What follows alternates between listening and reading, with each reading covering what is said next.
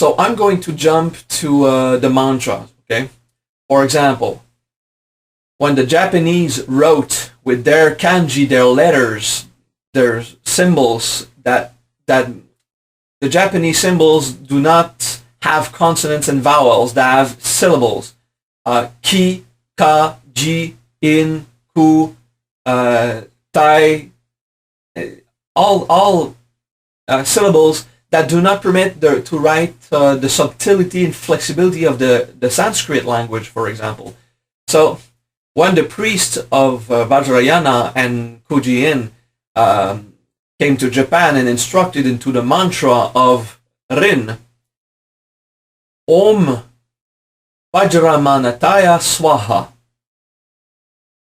Okay, so Om doesn't exist, but there's a kanji that is written On, O-N. In Japanese, it's not O-N, it's a kanji, and it says On. So instead of writing Om, they wrote On. And now, Vajra, okay, how do you write Vajra? So you don't have V-A-J-R-A, so you write Vaishira, and you say it fast, Vaishira. So, and then you come to like this. Let's say, for example, the Sanskrit word Swaha, which means self-sacrifice to a process, or self-sacrifice to the self, or self-sacrifice to a god, or self-sacrifice, Swaha. Swaha cannot be written in kanji, so it is written So-wa-ka, and we say quickly Swaka, and we hope that the K won't be too hard. So the Japanese people who use only the kanji letters to read the Sanskrit mantras will say On Bai Shiramanataya Swaka, which is quite different than the original mantra, which is Om Vajramanataya Swaha. Okay? So, and it doesn't mean that the people in Japan and the ninjutsu tradition using the Japanese mantras lost their times. It does not. Because everything else in Kuji-In works. And using these mantras, On Bai Shiramanataya Swaka, these mantras, they do work. Okay, they have absolutely no meaning in Japanese. They have only meaning in Sanskrit that we will speak later on, the meaning of that. And but the Japanese people did not lose their time because the mudra is there, and the focus point, the attention placed on the base chakra, and the visualization of the fire rising in the body, and mostly the most important key is focusing on the philosophical concept of letting go into life in a state of self-trust. Okay, this is what to contemplate when you do Rin. So if you go Om Vajramanataya Swaha, doing self-sacrifice to the power of the Vajra within, which is what it means, you won't have the same effect if you go Om Bai Shiramanataya Swaka, because these are words that will trigger the psychosomatic effect that is linked to everything else, okay, which is good. You will have the mental training part, which is very good, but you won't have the mystical spiritual energies that are invoked when you use the Sanskrit mantras and that you know what you're saying. So a lot of masters say, don't care about the meaning of the mantras. Doesn't matter. Well, they invoke the fact that when you think of the meaning of the mantra, you're not letting yourself go into the practice. You're focusing your mind on something. And well, for Kuji-In, this is what we want. We want to focus our attention on something for a while, and then we will progressively let go into the universal concept of the Vajra. Okay? Into the spiritual power, and it will invest us.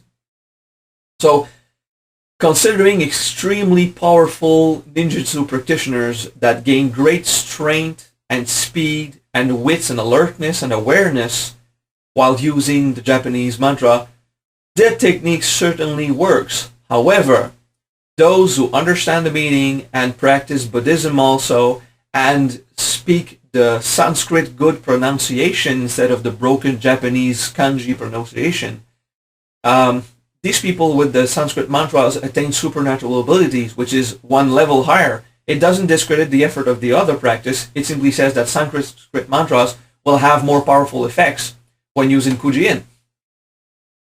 So this is about the mantras. it's okay whatever mantras you practice, and if you learn with a master that only knows the Japanese pronunciation, please go ahead. Okay, don't worry about it, because you'll have 80% of the practice. 20% is the good chakra focus, 20% is the philosophy, 20% on the visualization, 20% is on the mudra, and 20% on the mantra spelling. Okay, but if you want to get to supernatural levels of faith in the self, supernatural levels of speed, of strength, you need to use the Sanskrit good pronunciation. And originally, before these mantras were written, they were only spoken. So for a great deal of time, the correct pronunciation was used until the correct pronunciation of the Sanskrit mantras were lost, and only the written versions were there. But for reminders, they wrote these mantras so that they could remember what they said. And yes, it does work with the Japanese, but please use the Sanskrit mantras if you can.